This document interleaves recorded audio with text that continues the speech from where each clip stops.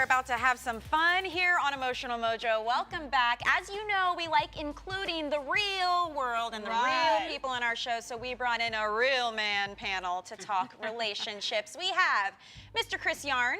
Yes, I said yarn. Yes, that is my husband because they want us to brawl today on the show, apparently.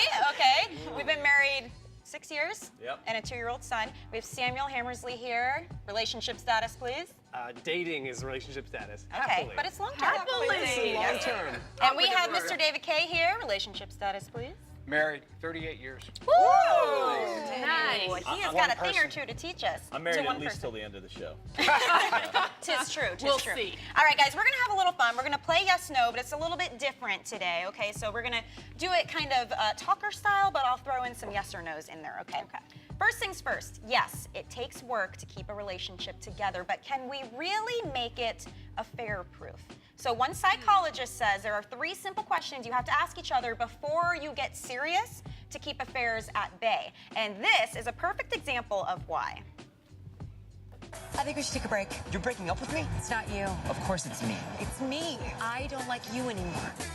No emotions, just sex. So I guess we should just start. All right, step 1, the psychologist says you have to be explicit about what monogamy means. Meaning you cannot just assume you're on the same page. You guys have to actually lay out the rules. I think it's a bunch of bull honky. You guys tell me yes or no. Do you really need to specifically lay these rules out in a relationship? Don't be scared. You're the one dating, so. Yeah.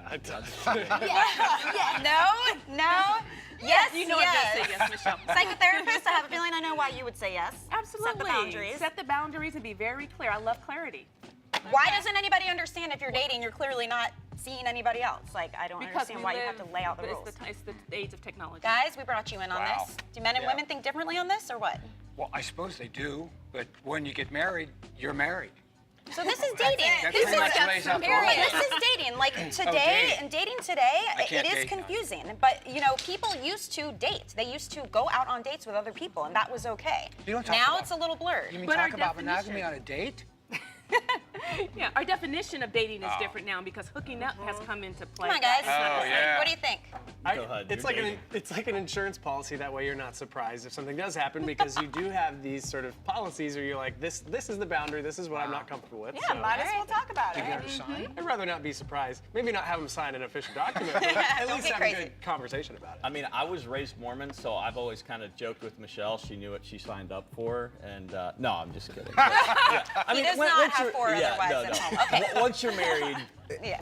I mean, He's trouble. that's We're obvious. talking dating, guys. Clearly. Come on. The other Dating, two questions. yes, These are then the other yes. 2 I questions you have to ask. What are we going to do with the inevitable fact that we are going to feel attracted to other people throughout this relationship?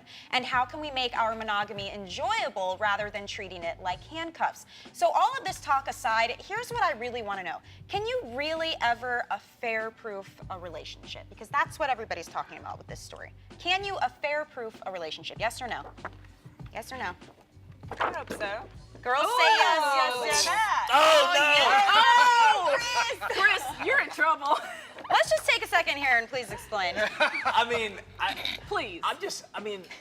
can you really? The question was, is it truly possible to completely affair-proof a relationship? Why do you say no? I mean, look at how many people have been married for, 30, 40, 50 years, and I mean, yeah, it's just watch the news. I mean, look at. But here's all the my actors- thing, like actors and Jada, actresses we in talk about Hollywood. this I mean, all the time. Yeah. You can't control what other people do. You can absolutely control your actions. So Right. knowing that, yes, you can affair-proof your marriage by controlling your actions. But you can control your Absolutely. actions. You can't necessarily control Yeah, your but you're not going to have to That's what I'm like saying. beat somebody with a stick to get them off. It takes 2 to tango, people. That's right. Yes, it Right? Always. So if he has an affair on you, you can't control that. I But can't he should control be if able to he cheats on control me. himself if That's what I'm someone saying. else comes to Yeah, him. absolutely. This is getting Oh, crazy. man, yeah, this is Okay, listen. next topic. Okay, hang on. You're digging a You big can hole over here, control. buddy. You can control what goes out on the internet, and that brings us to our next topic. Okay, it's funny on the big screen, but what if your sex life really went something like this? So what do you think? Should we have sex tonight? Ugh. Sounds awful. I'm just really constipated. Do you really want to? Well, now.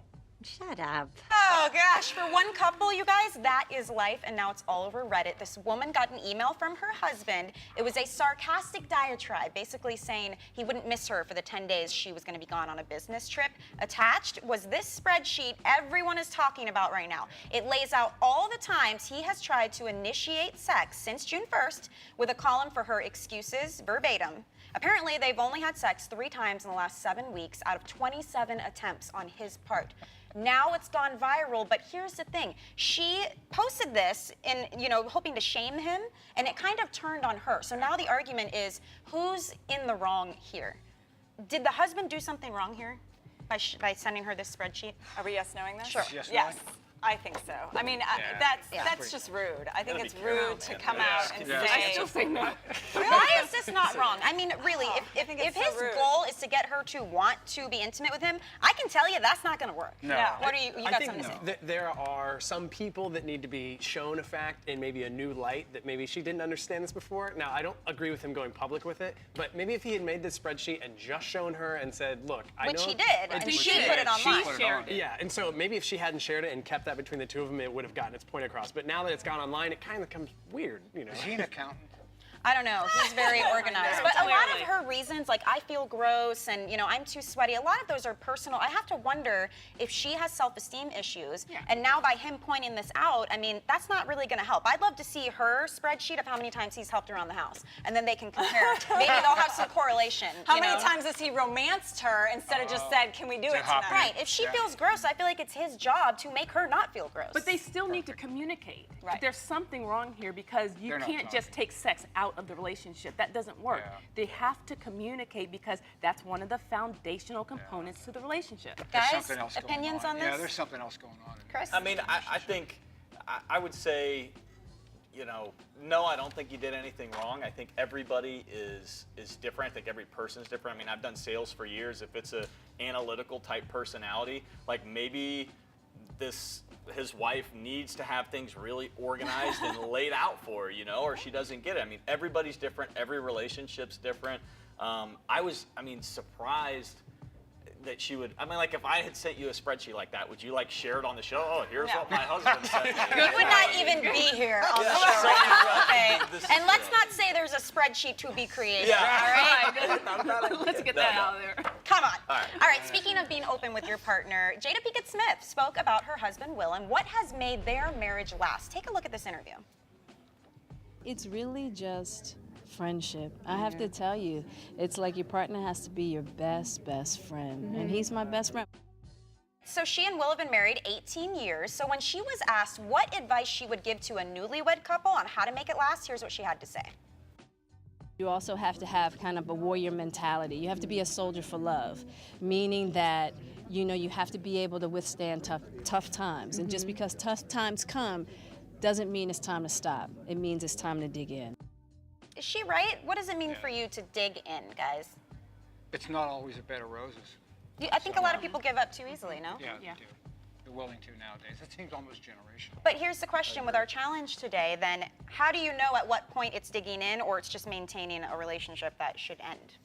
That's the question. Yeah, and it's those core beliefs. It's the religion, the politics. But if there's abuse there, you're going to want to get out that's anyway. a whole different so that's level. and it's the levels of issues or conflicts. Yeah. All right, well, we're going to keep this conversation going. We got to head to a break. We're going to keep you guys with us. We have a viewer writing in. She's having a huge problem with her monster-in-law, or mother-in-law, as we call it. We're going to help her out when we return. Don't go anywhere, guys.